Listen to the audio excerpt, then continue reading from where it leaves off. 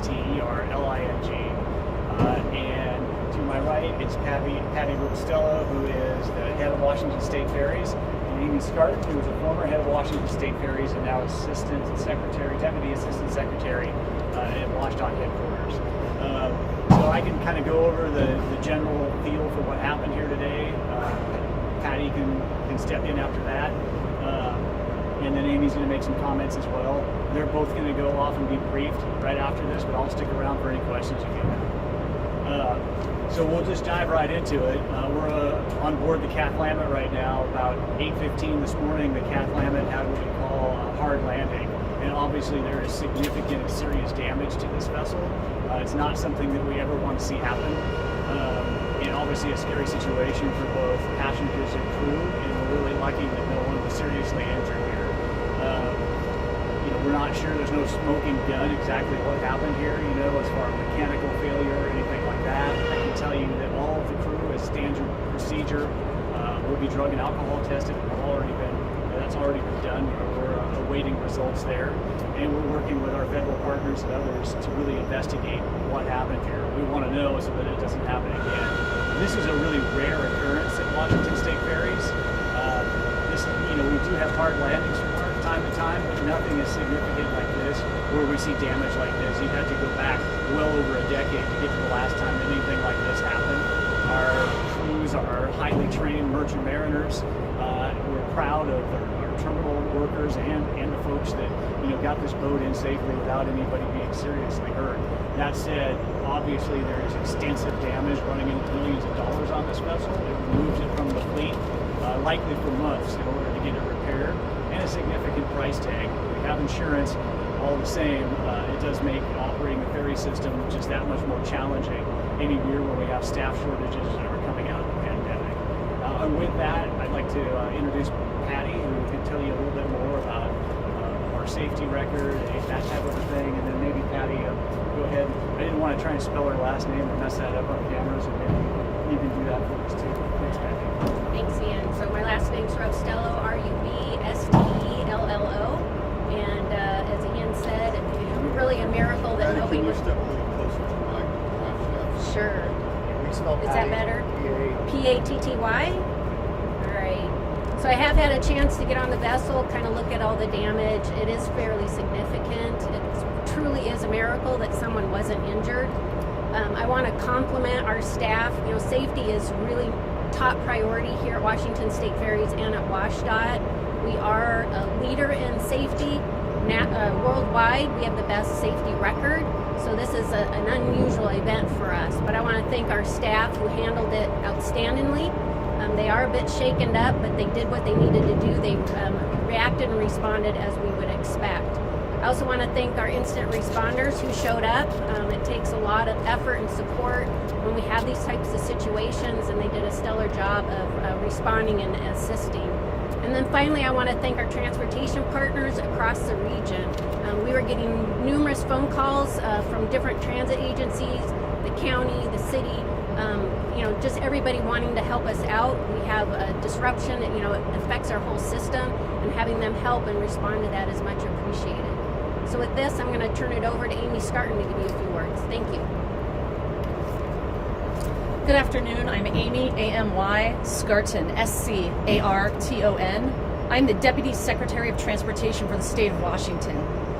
First and foremost, my heart goes out to our employees and the customers who are on board the vessel and at the terminal today. We are extremely pleased that no one was seriously injured.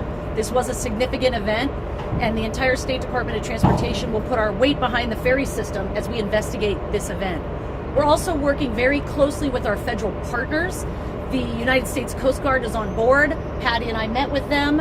I also called into the chair of the NTSB today. The federal partners will collaborate. The Coast Guard will take the federal lead on the investigation, and the NTSB will be investigating alongside and supporting them. This is a difficult day for us at ferries. As you've heard, our safety record is impeccable. In the history of state ferries, we have not had a fatality on board one of our vessels due to collision, and so we will take this seriously. We will learn from it. And thank you for being here today. I'm now going to hand this back to Ian as Patty and I need to continue with the investigation. Thanks, Ian.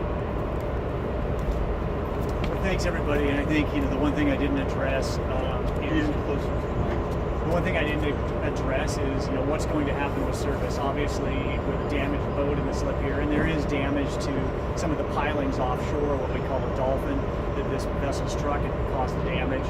That'll have to be repaired. It's a nice to have, not a have to have for the captains who come in and out of here. It's big help during kind of winter time and bigger weather. So we're going to get this terminal reopened again and back in service this afternoon. We have the Kitsap on its way here right now. As soon as we can get this boat moved, eventually it'll go to our shipyard on Bainbridge Island, Eagle Harbor, where we'll start to get the repair process underway. Obviously the investigation is really in its preliminary stages. We probably won't know anything for quite some time, and that's we'd all like to know what happened here. We'll investigate that thoroughly alongside of our federal partners and others. The Coast Guard at the moment has the lead. It will be a number of days and possibly weeks before we have the results of that investigation or an inkling of where this is going. How many crew members are out of service as a result of this, and what is their status? Yeah, so what happens when we have an incident like this is the entire vessel crew will be drug and alcohol tested, and we're awaiting those results.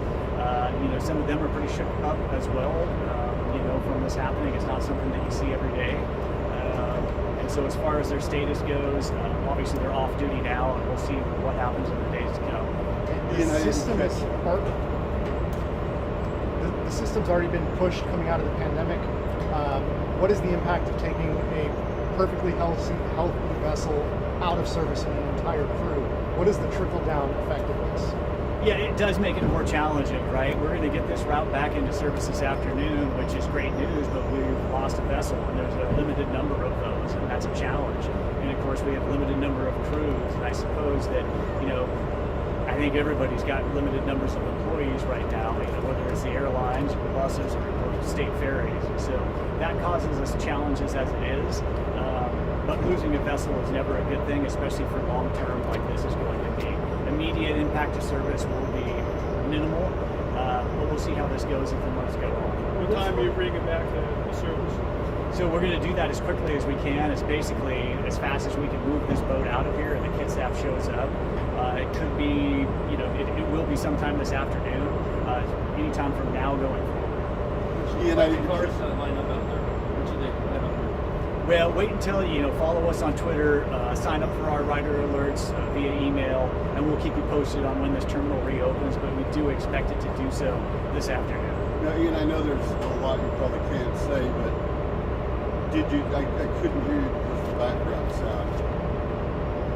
What's operator error? Did the vessel do something? Is there anything you can tell us with respect to what happened as it's coming in? I mean, there have been witnesses on the boat that said that the ferry drifted in a direction that regular riders hadn't seen. Yeah, it hit the offshore pilings kind of on the outside of the pilings, which is not normal, and it did it at speed. So some things to really look at here. There's no smoking gun mechanically or anything like that. And of course, we'll look at what's going on with crew as well.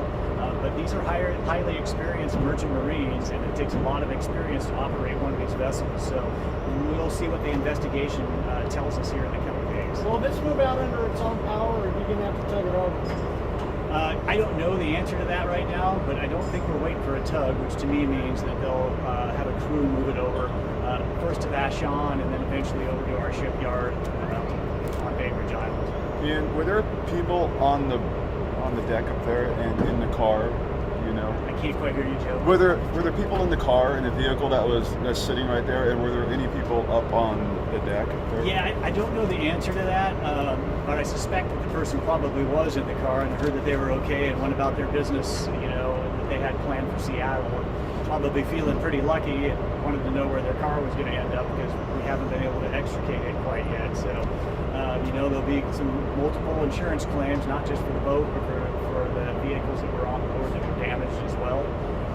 As Patty and Amy said, we're extremely lucky that no one was seriously hurt here today. How many vehicles were hurt? How many vehicles were damaged? Do you know?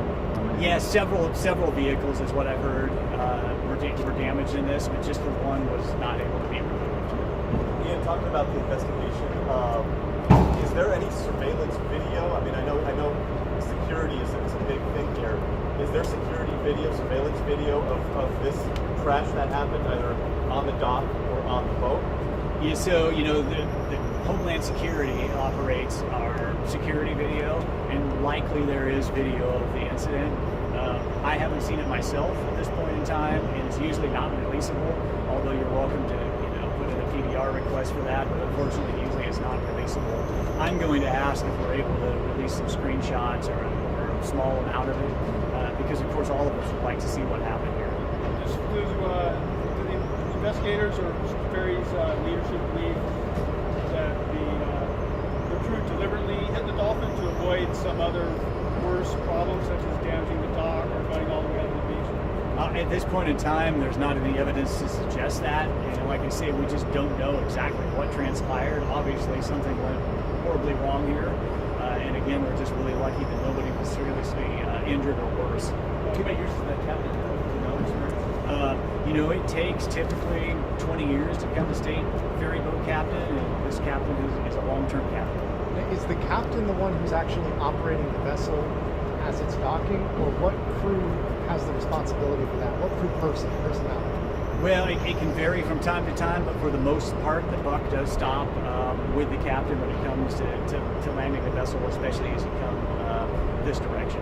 And then is the vessel required to make a radio call announcing their arrival and intention to dock? Is there any indication that call was made? I don't actually know the full details of what is required of them as they're landing, to be quite honest. But again, obviously something did not go as planned here. We've got a really badly damaged boat, a couple of vehicles, and luckily no serious injuries. It's pretty common for deckhands, public, to be either in the pickle forks or up to the front. Nobody got tossed forward overboard. Can you explain what happened there? Was it a good thing that folks weren't notified or gathering in front? This route in particular does not have a lot of walk-on ridership, and in this case, that's probably a good thing. If this was downtown Seattle, for instance, coming into Corbin Dock, we might be talking about a different situation here. I rode over from the other side of the water today on the Bainbridge to Seattle boat. I talked to the officers up on the deck who were really were distraught about this, really. I mean, they were shook up over what happened a couple of routes over. And everybody's really wondering what happened, and we'll get to the bottom of it and make sure it doesn't happen again. How many crew members have been pulled pending drug and alcohol testing? I don't know the full contingent on this class of boat, but it would be, about a dozen or so. It's everybody that operates the vessel would be involved in that drug and alcohol testing. Did you have a vehicle count coming along when this happened? Sorry, I haven't heard that either, but at that time in the morning, I would anticipate it was pretty loaded. How long are you estimating the repairs to take, and where is the vessel coming from to replace this with? How will that impact other routes going forward? Yeah, so the Kitsap is, I don't want to call it a spare vessel, but a backup vessel that will move into place here to take over, and that's a good thing. As far as how long the repairs take, you take a look, it's going to be significant. I expect it to be months, and the repairs will be into the millions of dollars. Besides the visible damage around the pickle fork area and the side, is there other hidden damage such as internal beams or below deck? Not that I know of at this time, Mike, but I think that the other places there's damage that you're not able to see easily from here is out on that offshore structure, the pilings. They took a pretty good beating, and there's concrete damage as well, and that will need to be repaired at some point in time too. There was the Yakima destroyed a dolphin last winter off Lopez. How is this different from that event, which you were able to continue service and not have too much disruption besides the inspections? Yeah, we do damage vessels from time to time. There's, 1,000 or so landings a day on a normal day at state ferries that go well, and you extrapolate that out, and there's tens of thousands of landings in a month that go properly, and once in a while something goes wrong, whether that's weather related or mechanical related or human error. It does happen, but we try our hardest to make sure that this sort of thing doesn't occur, and I think that's why this is newsworthy today, right? This isn't the normal thing to see it happen to a state ferry. Is the dolphin like a closer as a Yeah, so as a group, you can see them as you get offshore. Here, those are the dolphins, and they're really there to guide the ferry into place and hold it in place, especially during poor weather. And it's sort of the term is probably not the greatest, right? Dolphin, what's that mean? Everybody thinks an animal, but basically it's a grouping of pilings. Where is it? Is it how far it's away from us? Yeah, it's my understanding it's the most offshore dolphin that took the hit. How far away is it? A few hundred feet? Yeah, it would be a few hundred feet, within 200-300 feet offshore there. Amy said in her remarks that Washington State Ferries had the best in the world safety record. Besides just our institutional memories, who measures, tracks, records that? Is there any formal ranking that shows Washington State Ferries #1? Yeah, there's lots of ways to look at the safest ferry system in the world, but it doesn't take too much of a Google search to see that other ferry companies, especially ones close to us, don't have the record that we have. So while there are mishaps, we've been lucky for a reason that we train all of the time for safety. It's our number one priority.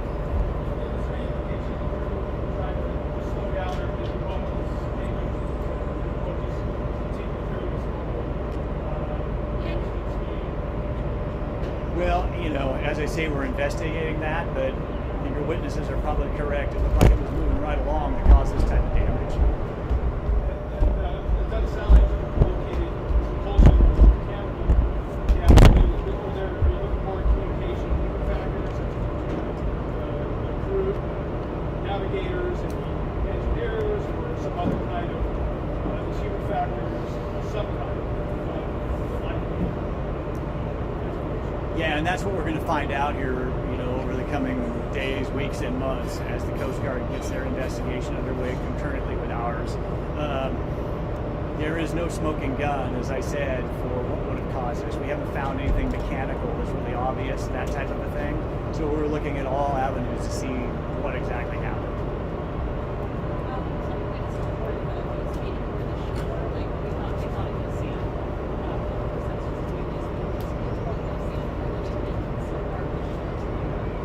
Not to my knowledge. It hit the dolphin. That structure with pilings is offshore there, and that's what it ran into, and that's what did the damage. Have captains and mates given preliminary statements already, or are they kind of resorting, leaning on lawyers and union officials to speak later in a formal hearing, or maybe what's the amount of feedback you're getting so far? Well, I know that the deck officers have been talked to, and there's some preliminary interviews happening to try and figure out what happened. And I don't know what they've said to the investigators at this point in time, but it's in everyone's best interest to find out what caused this. And there are, in the electrification plans, there is a need to have connection apparatus near the fronts of the boats, and this impacts the front quarter. Has anybody thought ahead, or there protections against electrical damage built into the electrification? You're getting off on a track that I don't know, Mike.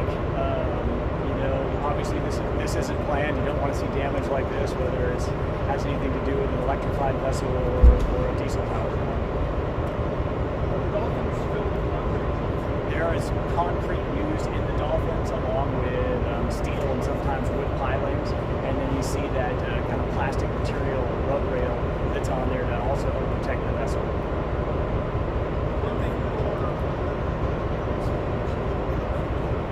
It's my understanding that some of the cars may have had some liquid damage, liquid leaking from them after this incident, but beyond that, no, there was not a fuel spill. Correct. Will the crew return after the drug test results come back, or are you waiting for the investigation to finish? It's sort of a combination of things. We'll see where the investigation goes. We'll see how shook up people are. And I would anticipate that some of them, maybe all of them, will be back relatively soon.